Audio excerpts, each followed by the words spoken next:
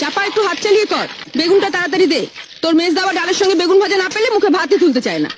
আজ তুই এসেছিস দেরি করে, জানিস তো সকালে সবাই স্কুলে যাবে, অফিসে যাবে। ডালটাও তো এখনো সাদলাসনি।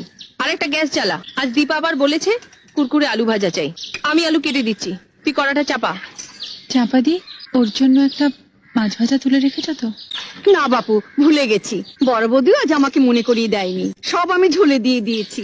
অত তাড়া দিলে কি সব মনে থাকে? আর কটা দিন অপেক্ষা করো, পুজো আসছে। মা দুর্গার কাছ থেকে 8টা হাত আমি ধার চেয়ে নেব।